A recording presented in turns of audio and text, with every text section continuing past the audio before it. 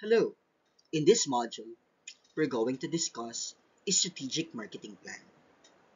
In any endeavor, whether personal, professional, or business related, the journey from an idea to a tangible outcome is rarely accidental. It's almost always the result of deliberate foresight and preparation. Just as a traveler consults a map before embarking on a journey, or an architect drafts blueprints before laying a single brick, effective planning serves as the indispensable compass and guide. It transforms vague aspirations into concrete goals, anticipates challenges before they arise, and channels efforts toward a shared vision. In the dynamic world of business, where resources are precious and competition is fierce, the role of meticulous planning becomes not just beneficial, but absolutely critical for success and sustainability. This principle holds especially true in the realm of business marketing, in marketing management, where a well structured approach can make all the difference. Now, in this lesson, I will walk you through the different phases of crafting a holistic and strategic marketing plan using this framework. This framework is actually inspired with Dr. Philip Kotler, a well-known marketing guru. This framework begins with business review. This initial stage involves a comprehensive internal assessment of the organization's current performance, capabilities, resources, and overall business objectives. It's about understanding where you are now from an internal perspective. Key areas typically examined including financial performance, operational efficiencies, organizational structure, human resources, technological capabilities, and product or service portfolio. The insights gathered here form the foundation for subsequent analysis, ensuring that the marketing strategy aligns with the broader organizational goals and constraints. Following the business review, the framework moves to situation analysis, which is further broken down into different analyses. This stage involves an in-depth external assessment.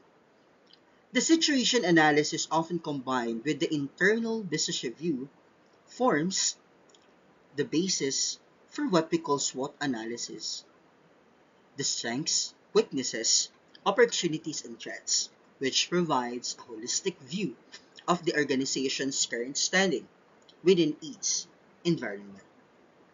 The core of the framework, highlighted in yellow, is the establishment of marketing objectives.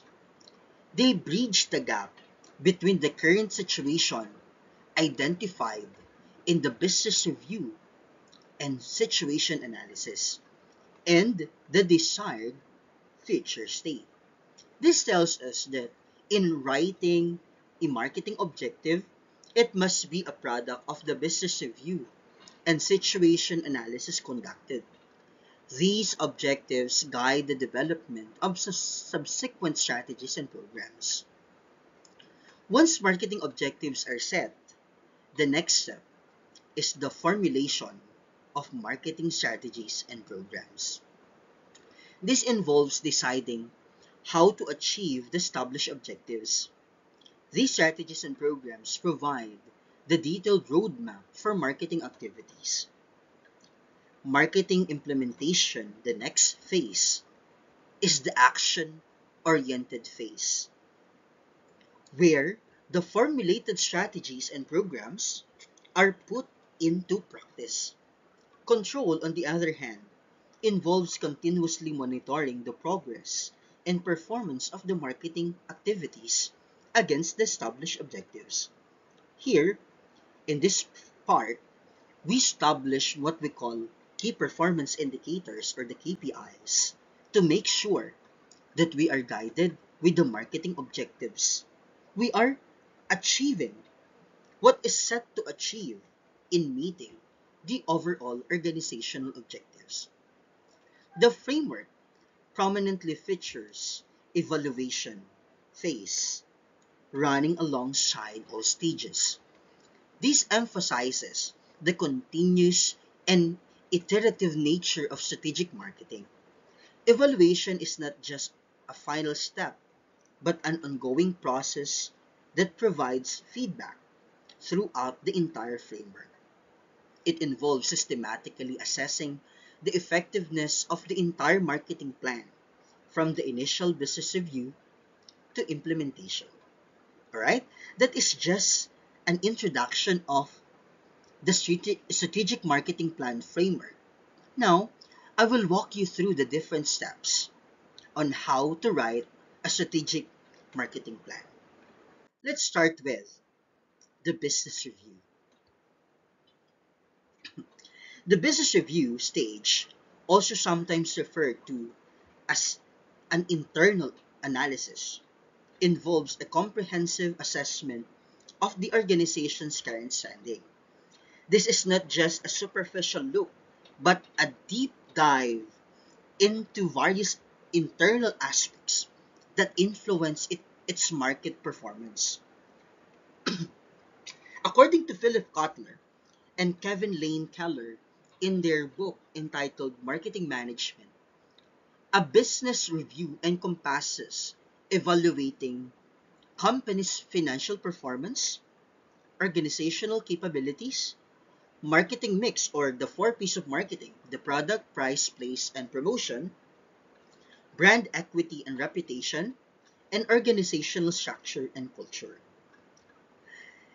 These are the important aspects in examining the internal aspect of the organization or entity, which will help you to understand the internal factors such as the strengths and weaknesses of a particular organization.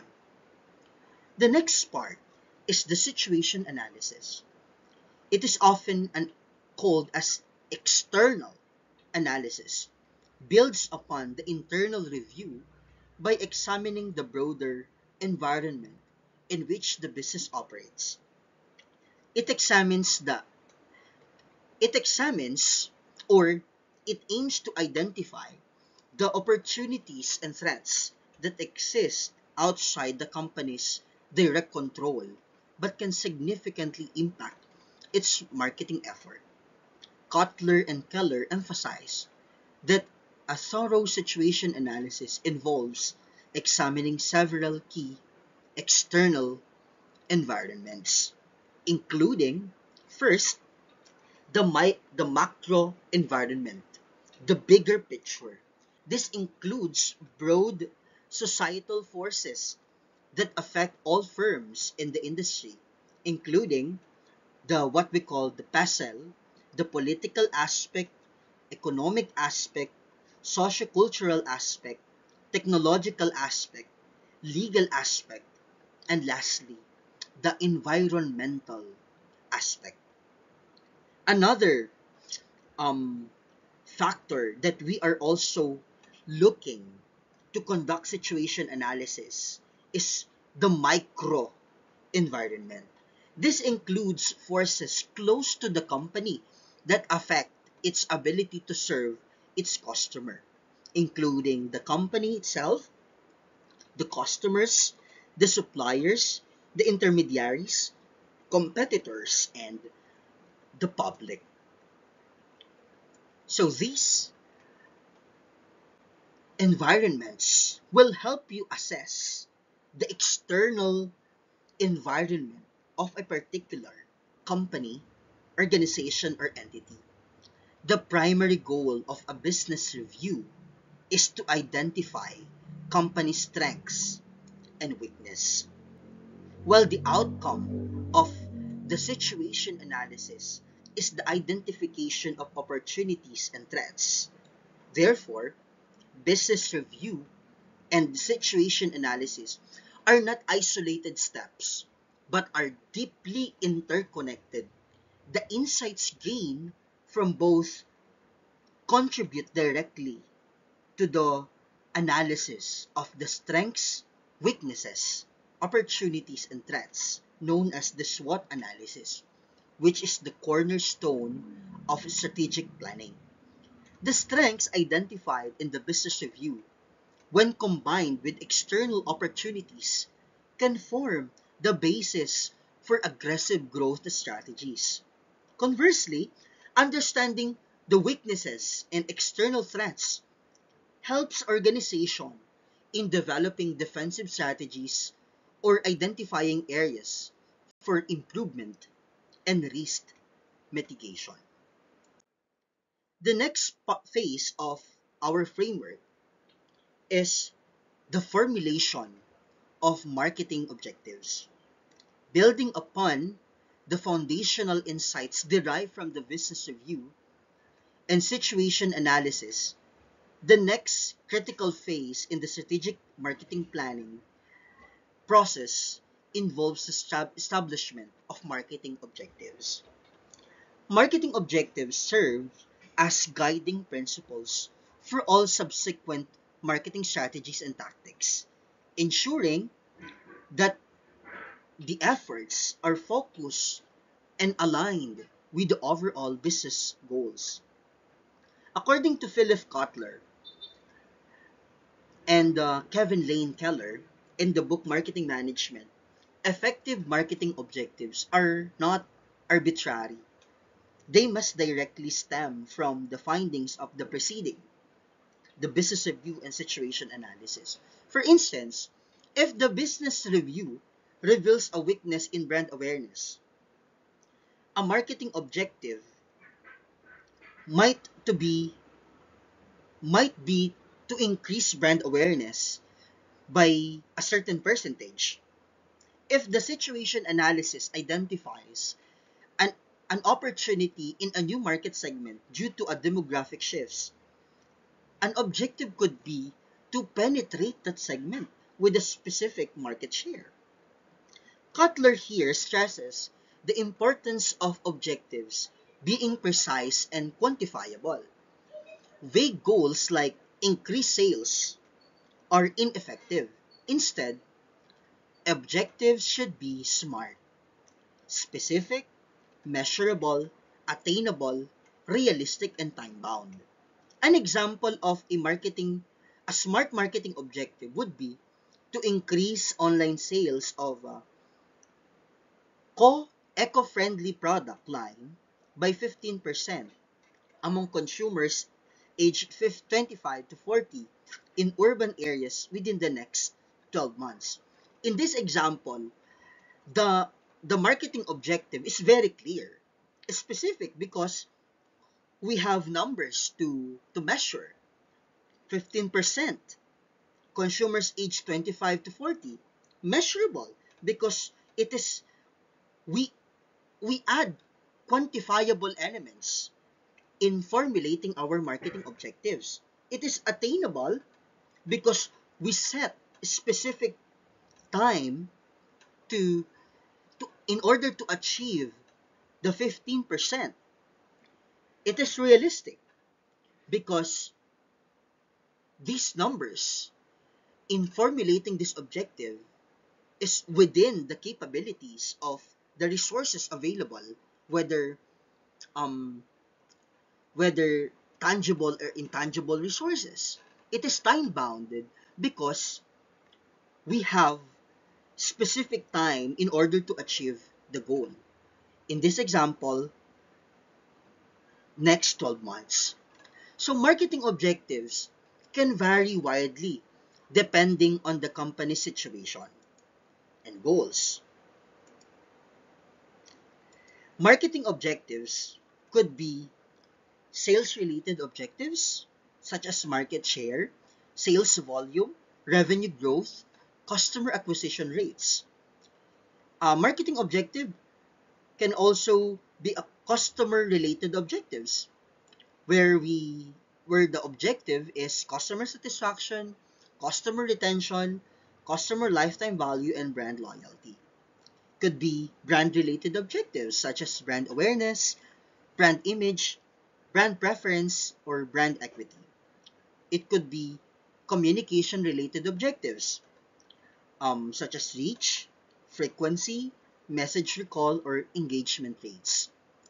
And a marketing objective could be product-related objectives such as product adoption rate, new product launch, and product line expansion. The formulation of robust marketing objectives is a pivotal step in strategic marketing planning. It, it translates the diagnostic insights from the business review and situation analysis into concrete, actionable targets. The next phase of our framework is the formulation of marketing strategies and programs. Once clear, smart marketing objectives have been established, the next crucial step is to develop marketing strategies and programs. This stage focuses on formulating the specific approaches and actions the company will undertake to achieve its set's objectives. It's about designing a coherent plan that leverages the company's strengths and opportunities while mitigating weaknesses and threats identified in the earlier analysis. And according to Dr. Philip Kotler and Keller, marketing strategy involves selecting target markets, determining the value proposition, and positioning the offering. We know that in STP model, the segmentation, targeting, and positioning, we segment the market according to different methods like demographic, geographic, psychographic, and behavioral characteristics. This approach helps us understand the market. We segment the market because the very principle is that no single product fits to all. Each buyer or consumer has their own preferences, needs, and wants. And through segmentation, we group them accordingly. After identifying the segments, the task now is to choose which segment or segments to target. In targeting the right segment, we usually consider different factors like market size, market growth, willingness to buy, purchase frequency of the potential market, and many other um, factors that helps us identify the proper segment to target. And then once the target segments are identified and the desired positioning is established through determining value proposition or your value offering of your product or service, the task now is to formulate proper strategies and programs. Marketing strategies and programs define the detailed battle plan for achieving marketing objectives, leveraging the marketing mix to reach and influence target markets. The marketing strategies and programs phase is where the core competitive approach of a firm is articulated and translated into actionable initiatives. Philip Kotler, a preeminent figure in modern marketing, consistently emphasizes the importance of market-driven strategic planning. Not only market-driven, but also market-driving. The difference between the two lies in their approach. A market-driven approach is characterized by a company's focus on understanding and responding to existing customer needs and market trends. Meaning, in market-driven, the drive here is the customer needs and wants. While market-driving approach involves actively shaping or creating new markets and influencing customer preferences rather than merely reacting to them. Example of market-driven strategy can be observed in most major supermarket chains like SM Supermarket and Pure Gold. These retailers are inherently market-driven.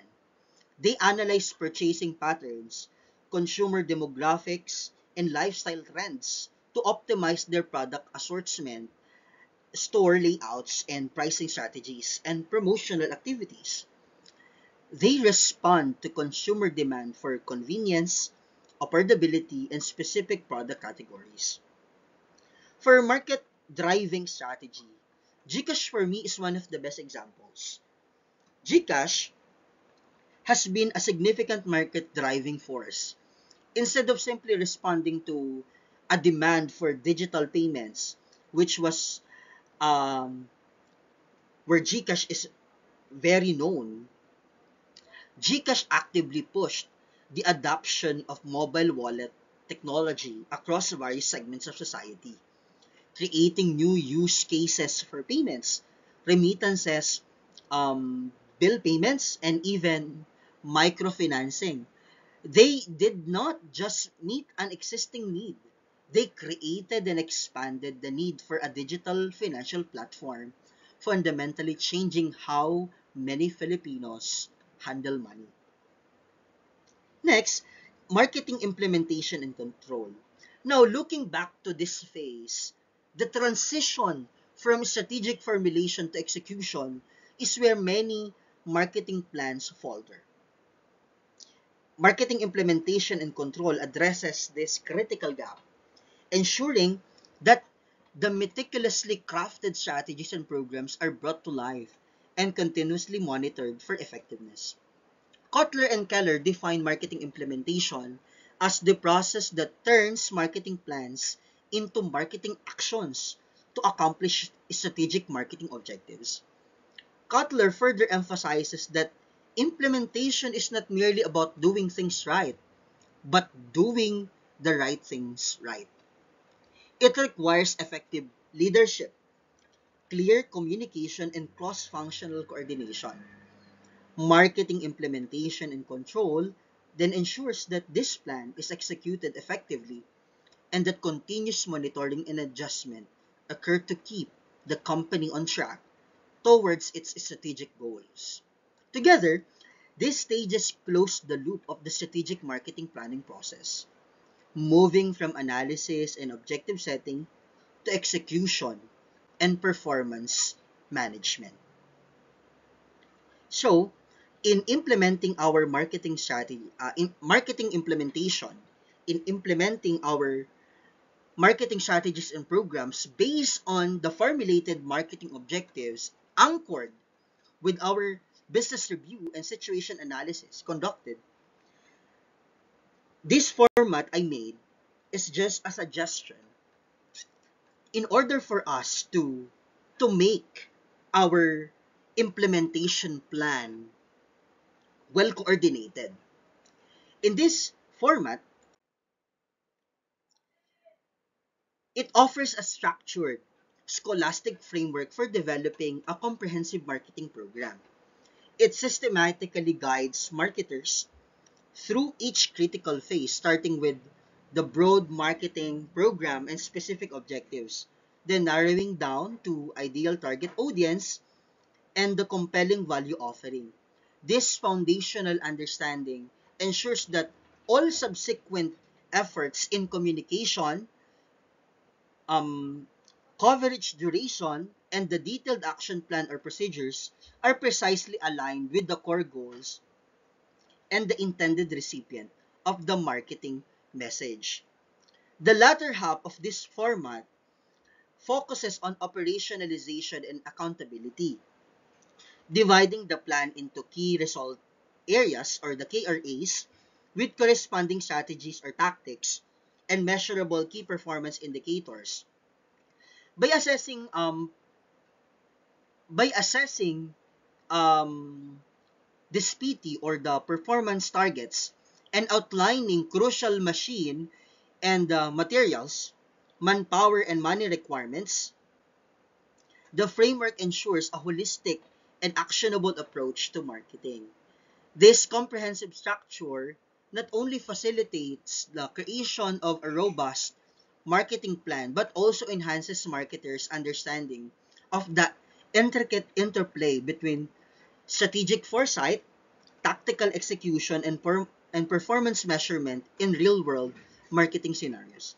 In this suggested format, In doing this, to have a detailed and well-planned marketing implementation, we have to answer the following questions in each part. For example, in marketing program, what is the overall name or theme of your marketing initiatives? In objectives, aside from setting an overall marketing objectives, each program must have you must identify or formulate particular objective to that program. What is specific, measurable, achievable, relevant, and time-bound goals do you aim to accomplish with this marketing program? For target audience, who exactly are you trying to reach with this marketing program, considering the demographics, psychographics, and behavior, as I mentioned in the STP model, the segmentation, targeting, and positioning. The next one is value offering. What unique benefits or solutions will your products or service provide to your target audience that differentiate it from competitors? Because if your product or service will serve only or if your product or service is just the same with other competitors, what is the value of it? So you have to think something that differentiate your product from other competitors. Next is coverage or duration, where where will this marketing program be implemented and for how long? You have to identify that. Next is communication. How will you convey your value offering to your target audience, considering the channel, messages, and tone? Next is action plan or procedures. What specific steps, tasks, and timelines are required to execute this marketing program? Next is the KRA or the key result areas. What are the major areas where success must be achieved for this marketing program to be considered successful? Next is strategy and tactics. What overall approach will you take and what specific actions will you perform to achieve your objectives within each KRA? Remember that each key result area must have separate or identified strategies and tactics. Next, KPI or the key performance indicators. How will you quant- quantitatively measure the success and progress of your strategies and tactics within each KRA? Remember, you identify different KRAs. KRA is the qualitative side and KPI is the quantitative. So you have to translate that into numbers. Next is performance targets or the PT, or wherein you set specific targets whether weekly, monthly, or quarterly. Next is machine and materials requirements. What equipment, technology, or physical resources are needed to implement this marketing program? You have to identify what are the materials needed, machines, equipments, in order to implement a particular marketing strategy or program. Next is manpower requirement. What human resources you need in order to execute this plan. And lastly, the money. Do you need budget? How much in order to successfully implement the proposed marketing strategy or program?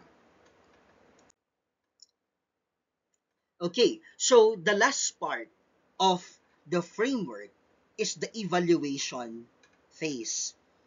Evaluation phase is a systematic process designed to assess the effectiveness and efficiency of an initiative by comparing actual outcomes against desired objectives. As depicted as you can see in the table, it typically involves three core components. First, the actual result. Next is the desired output and gap analysis. Here, in gap analysis, if the actual result is greater than the desired output, for example, your desired output is 100 million sales and your actual output is 150, meaning the actual is higher than the desired. So, it is a positive result. So now, in doing gap analysis, if if we have positive result, what we can do next is optimization plan. This focuses on understanding why you succeeded the goal and then finding ways to maximize or sustain that positive performance. It's about taking something good and making it even better to or ensuring it continues. If if we have negative result, meaning the the actual result is less than the desired output or the desired result. Example, if your desired output or result is 100 million and you only achieve at the end of the year is 80 million, meaning desired result is higher, is greater than the actual, meaning it is a negative result. So what we can do next in gap analysis is recalibration plan.